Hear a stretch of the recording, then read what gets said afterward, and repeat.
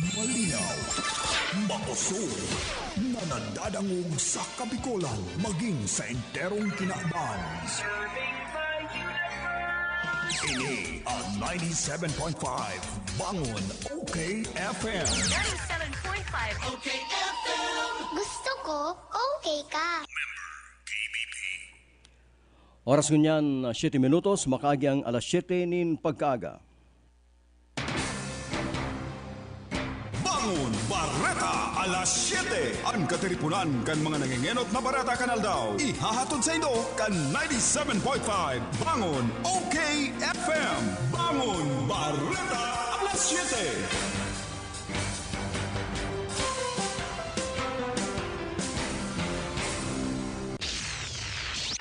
Bangon Barreta alas 7.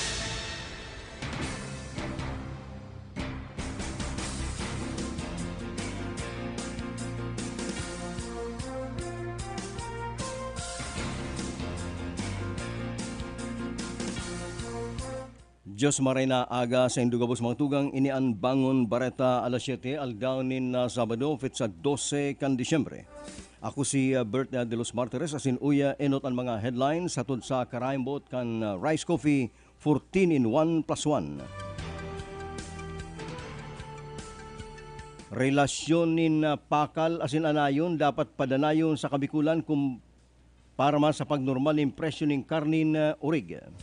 SND o Sir Noel de Luna abong maglaog sa politika, afuer lang kung hinahagad na kanbanwaan. Pilipinas, ginalaan sa magay na lupad kan helikopter na hali sa Poland. Gusto pang mag-order ng karagdagan na 16 pang helikopter. Department of Health nagsabi normal ang side effect sa mga bagong gibo na bakuna. NBI Counterterrorism Chief na naganan sa paaginin accidental firing asin bakong o mining foul play.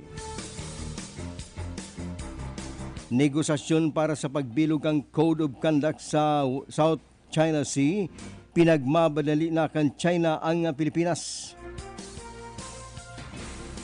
Higanting paragibong bakuna na AstraZeneca day na magpapadagos na magiboning trial sa Pilipinas.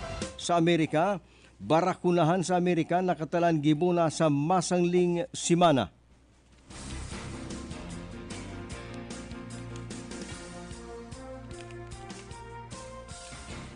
Mga kongresista sa Argentina desididong gibunang legal ang aborsyon sa nasabi ng nasyon.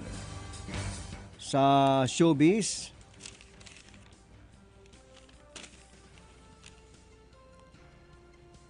sarong Pilipina nurse duman sa Los Angeles ang pinagregaluan ng kutsi ni Ellen DeGeneres. Yan ang mga headlines atod sa karambot ng Rice Coffee 14 in 1 plus 1. Halina't magsama-sama sa pagbibigay ng saya sa araw ni Jesus ngayong Pasko. Magmahalan tayo. Siglang salubungin ang kanyang pagdating kasama ang pamilya, malusog at masaya. Iwasan ang sakit ngayong Kapaskuhan. Rice Coffee 14 in 1 plus 1. Merry ang Christmas. Pagmalusog ang pamilya. Maligayang Pasko mula sa Rice Coffee 14 in 1 plus 1. OK FM. Gusto ko, okay ka. Bangon Barreta alas 7.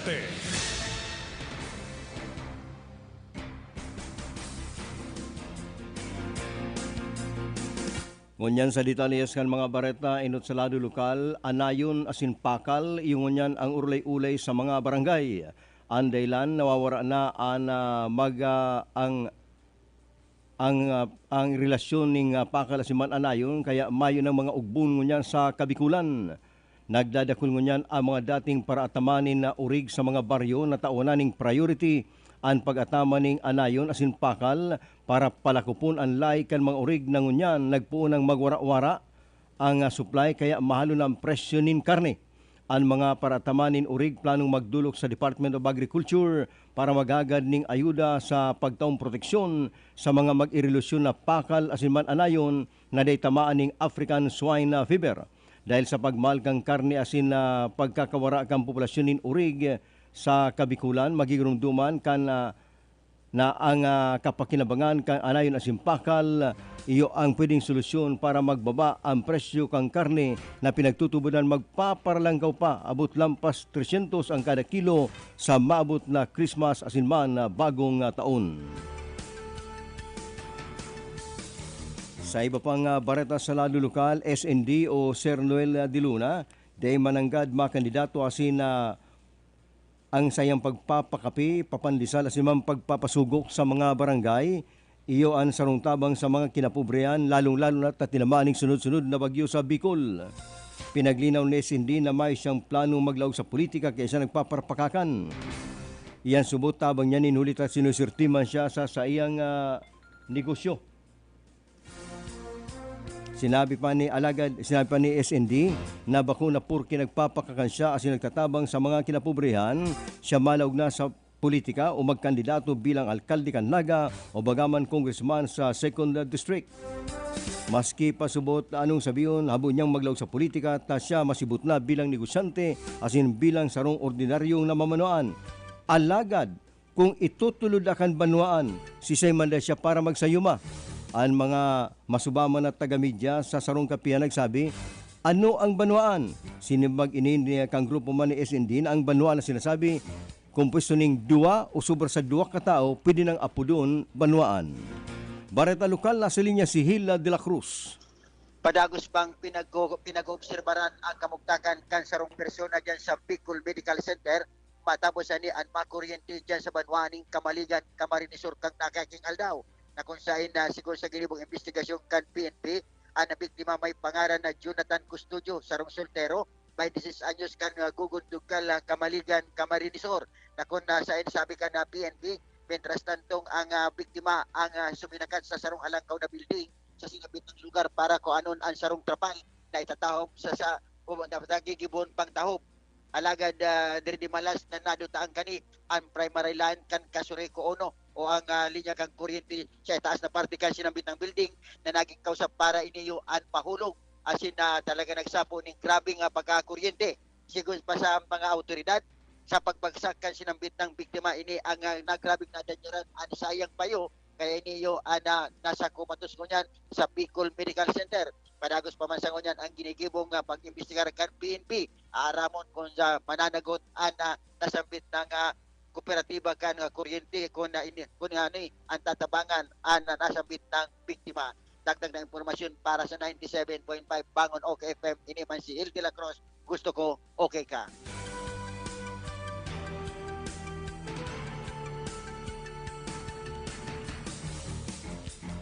Oras ngunyan 15 minutos makagi ang alas 7 nin pagkaaga. Ang oras sa tudman sa kanambot kan Cabral Bicolandia Supermart, sa tudman niyang kan DMSQ, sinaman na tudman kan orinal na Master Square. Sa iba pang bareta sa Bangon Bareta alas 7, ang higanting paragiboning bakuna na AstraZeneca, dahil na magpapadagos maggiboning trial sa Pilipinas. Ang rason, bastante na ang testing ninda sa Europa, asin ang AstraZeneca Drug Company, nasa diri kang Sweden, sinamangang Britanya. Iyo ang saro sa pinagbibistungan niya na may maray na klase nin bakuna sa kinaban. Sigun man ki FDA Director General Eric Domingo, na may masubot ning epekto kundi na magpadagos ng trial sa Pilipinas ang AstraZeneca, tayo ni pinag-aadalan maninda na aros aprobaran na ninda ang bakuna kan AstraZeneca. Afira kayan pinag-aadalan panindang aprobaran ang inapon na Sinovac BioNTech kan China, ang Sichuan Clover Biopharmaceuticals, ang Gamaleya Research, asin man Johnson & Johnson Vaccine Arm Johnson. Igwasubot na kapag secure na ang Pilipinas ng 2.6 million doses gikan sa AstraZeneca, maski day man ini magpadagos ng trial, ini ma-deliver na ning bakuna sa Pilipinas. Mga kasuban sa ibabaw nin mga makangirat na bareta sa COVID-19, iyon saro sa paagi kang Taiwan, kaya maluyaon duman ang outbreak ng COVID sa Taiwan. Sigon sa Digital Minister si Audrey Tang, afera sa isolationing pasyente, ang closing boundaries kan Taiwan sa paagi para day magdalakop ang COVID-19. Malat sa Taiwan, igwalan ning total na kaso ning 725, pito sana ang binarawian nin buhay. Bareta pang lokal na sa linya si Carlo Baldosa. Marisur ang dayong persona nagmamakaliglegal na droga. Nangyari ini alas 8:50 o alas 8:30 ng pagkabanggi sa barangay Siramag, Bulatan, Camarines Sur, kung saan ang pinagsurang puwersa kan PIDEA, siring man kan TNP, magkondusir ng buy-bust operation as in maares kuligdi. Ang suspect na si Roland Bernido ulit, 28 anyos, presidente kan Lordas yang nabuwa Camarines Sur. Sarong po surveyor na pulis, katarataksyon ang suspektado kung saan, sarong sa siya na may laog ng tubulan shabu. Bakal kini sa kampira na 500 pesos. Tulos na telegram ng suspect asing nako-apply di. Ani sa pang medium size, sheet transparent plastic siya na maramang hura ng kantidad. Pangunyan sa kasong paglapas sa aray ng 165, uwan comprehensive dangerous drugs act 2002 ang nasabi ng arestado. Dagdag na informasyon sa lado lokal para sa 97.5 OK FM, ini si Carlo Baldosa, gusto ko, okay ka.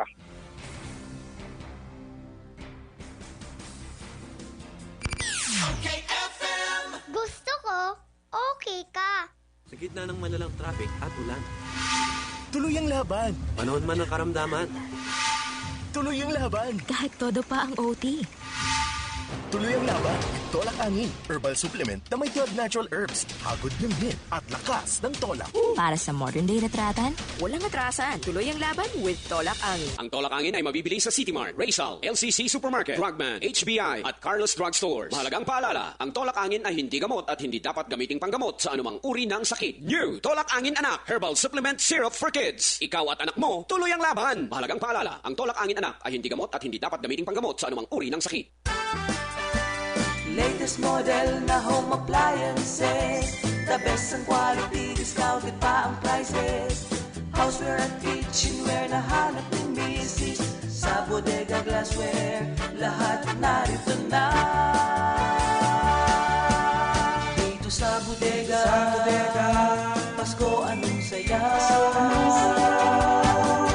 dahil bawal ang mahal, dito sa Bodega. The Houseware City, Prieto and Avelia Street, Naga City, Peña Francia Avenue, Naga City. Tapos na ang problema mo, lalo mo niya natag-uran. Ang Wazi Wash Fast and Easy Laundry Shop nag-uopresir ng do-it-yourself saka full service na paglaba. Pwedeng iwalat ang sa iwang labahan asin makukuha mo sa laog ng 2 oras. May pick-up asin delivery service pasinda sa laog kang Naga. Wazi Wash Laundry Shop, mahiwas ang parking area. Ang Wazi Wash Laundry Shop makukuha sa Door 23, Nia Building, Kataig kang Kulitis Internet Cafe. Harani sa bus entrance saka exit gate kang Bicol Central Station, Triangulo, Naga City. Sa Wazi Wash Laundry Shop, okay ang labahan mo. Rayuma, arthritis, at masakit na katawan, itapal sa talampakan ang Biopatch. Mataas na kolesterol, high blood, at diabetes, itapal sa talampakan ang Biopatch. Stress at di makatulog, itapal sa talampakan ang Biopatch. Itapal sa likod for back pain, itapal din sa binti. Pag namamanas, itapal sa magkabilang talampakan ang Biopatch Forest sa bago matulog. Para sa maginhawang paggising, ang Biopatch ay mabisang pantanggal ng toxins ng ating katawan. Kaya sa susunod, i-Biopatch mo na yan.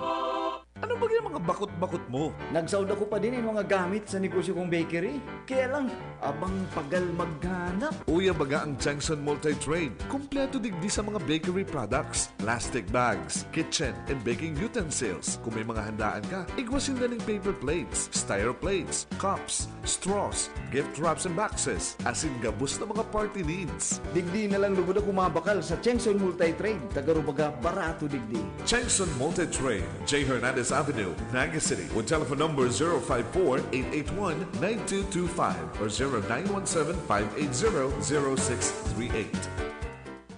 Santon Plus Herbal Capsule. Mrs. Monilin, bigay. Pagkatapos ng operasyon ko, nahihirapan akong maglakad. Hindi ako halos makakilos. Maraming salamat sa Santon Plus. Yung sakit, nawala. Makatayo na ako ng maayos. Mag Santon Plus Herbal Capsule na. Mabibili sa mga butika. Santon Plus Herbal Capsule. Marieta Villanueva. Thank you sa Santon Plus. Gumanda yung pakiramdam ko at hindi na sumasakit katawan ko dahil sa UTI. Tinake ko siya 2 times a day. Good for 1 week. Hindi na sumasakit yung gilid ko. Mag Santon Plus Herbal Capsule na. Mabibili sa mga butika. New Lifebuoy antibacterial soap now in the Philippines. Lifebuoy, world's #1 antibacterial soap. Calculation based on volume and value sales from Nielsen. Ako si Juan. Nitong bagong taon, ilegal na paputok kami nagkaroon. Aming sinindihan. Kami naghiyawan. Pero hindi ko nabitawan. Aray ko. Ilang daliri ako'y nawalan. Kaya ngayong taon, pakiusap ko sa inyo. Huwag na magpaputok at umiwas sa dulubyo. Isang paalala mula sa Department of Health. Okay, FM. Gusto ko, okay ka. Bangon Barreta alas 7.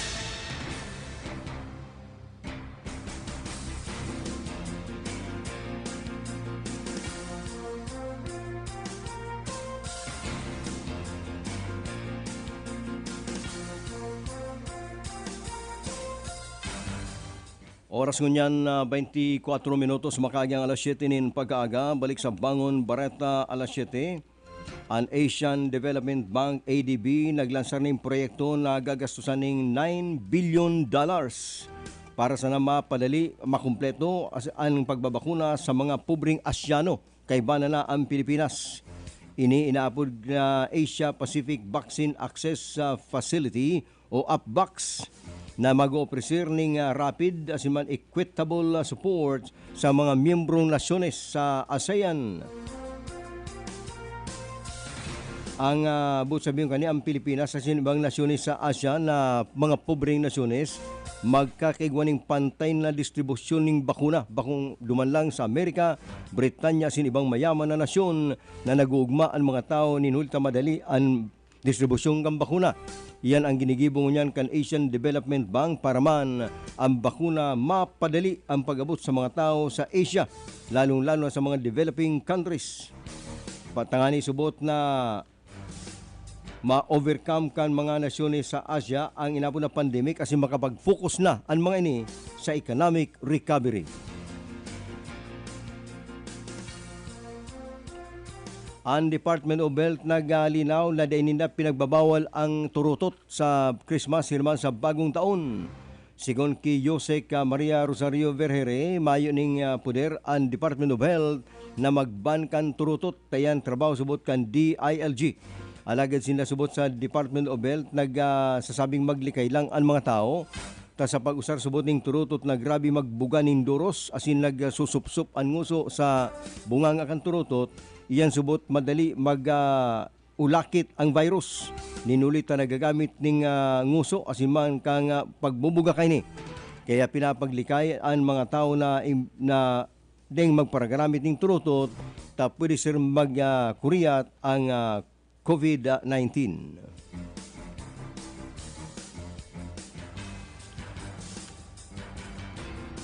Sa iba pang bareta, ang NBI Counterterrorism Chief na nagadan sa pagining accidental firing, sabi kan Department of Health.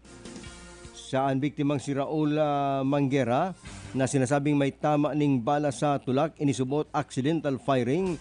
Mismong ang nagsabi kani iyo ang NBI OIC Eric Distar, pati na ang sayang kalib-in partner na inisubot mayo maning ideyang magpakaganan, kundi ini pwede sir naglilinig ng badil asin nagputok ang badil tinamaan sa sayang tulak na yan ang dahilan ka sayang kagananan. Alagad na man pinagsabi sa bareta kung igwa o mayo ning foul play. Bareta sa lado international, barakunahan sa Amerika nakatalampo na sa masangling semana. Sinabi ni US Health Secretary Alex Azar na ang mga medical experts sali sa Food and Drugs Administration nag-aprobar na kan Pfizer kang BioNTech vaccine na yung gamiton duman sa Amerika. Ini ang inapon na Operation Waste Speed, iyo ang pag-mass vaccination sa mga Amerikano. Tangani subot mapundo na ang pagkuriat kan COVID-19 asin magbaba ng bilang kang binabarawian ng buhay sa Amerika. Sinabi pa ni Secretary Alex Azar na oras na apurbaran na kang FDA ang bakuna kan Pfizer, 24 oras tulos i-deliver ang bakuna para turdukan na ang mga Amerikano. Inot naman na ipinag-aprubaran ang Pfizer sa nasyon kang Canada, Bahrain, sirman sa Saudi Arabia.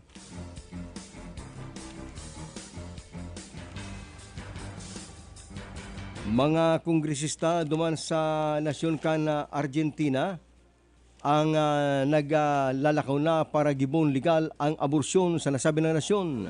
Sa Kamara Baha o labo na Lower House, nagkainganing burutuan kasulma na nagpabor na gibon legal ang aborsyon. Ang burutuan 131 ang nagpabor o 171 ang nagpabor, 131 ang nagkontra. Alagad ini dapat darawang pa sa Senado para man aprubaran.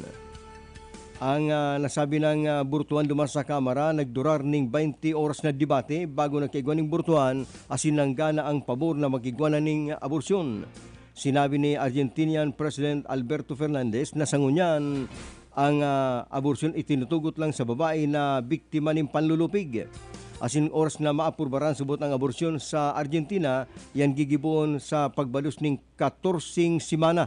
Alagad paglampas ng 14 semana, dahil naman pwedeng magkaigwa ng aborsyon. Ang World Health Organization pagdidesisyonan na sa masunod na semana ang pagduning emergency approval sa mga COVID-19 vaccine. Ang tatananing approval iyong Pfizer, Moderna, siman AstraZeneca. Tungkol sinabi man ni Soumya Swaminathan, Chief Scientist kan WHO, na strikto nindang pinag-aadala ng mga bakuna para aramong kung iniigwaning side effects sa mga tao. Sa showbiz, sa Hollywood, ang gurangan ng aktor na si Harrison Ford mabalik sa pelikula. Mabalik sa pelikulang Indiana Jones sa ikalima asin final episode. Maski gurang na ini mabida pa sa nasabi ng pelikula na siya ang nagpoon. Ang direktor iyo si James Mangold. Si Harrison Ford, 78 anyos, inot na nag-aparecer sa pelikulang Raiders of the Lost Ark ang 1981, sinundan kang 1984 na Temple of Doom, The Indiana Jones asiman ang Last Crusade sa 1989, ang ikapat na Indiana Jones asiman ang Kingdom of the Crystal, iyan man nangyari kan 2008. Sa kamugtakan kan panahon, ang inabo na Esterlis o Andoros Nali sa Pasifiko, iyan maimbong, iyan ang kalaban kan amihan. Nagkataon ang amihan na malipot na Doros, medyo nagluluya sa Pilipinas, asin ang amihan malipot lang da sa pinaka-norting parte kan Luzon. Kung kaya ang Bicol at Metro Manila, asin ibang parte ng Pilipinas, makakamati na ni medyo maalungaang na panahon, ngunyan mga aldaw, ninulitan nangingibabaw ang Esterlis o Doros na hali sa Pasifiko. Yan ang mga preskong bareta sa Bangon na Bareta alas 7 na kaibanan sa lado lokal sinda Carlo Baldosa, asimban Hill de la Cruz, inasendong para bareta Berta de los Martires. Bangon Bareta alas 7. Ang katiripunan kan mga nangingenot na barata kanal daw. Ihahatod sa inyo kan 97.5 Bangon OK FM. Bangon Bareta alas 7.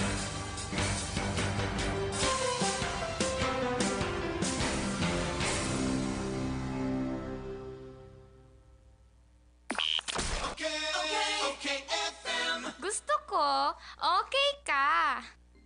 Sawa ka na ba sa sabon mo? Ha? Sulit ba ang sabon o madaling matunaw? Ganon? Introducing Rice Herbal 3-in-1 Kojic Soap. Pampaputi at moisturizer na. Antibacterial at pampabata pa. Talaga? Kojic acid, carrot extract, papaya enzymes. Tatlong natural na powerful ingredients na kilalang anti-aging and skin whitening. Sulit pang buong pamilya kasi antibacterial pa. Subukan ang pinakabago, pinakamabisang Kojic Soap ngayon.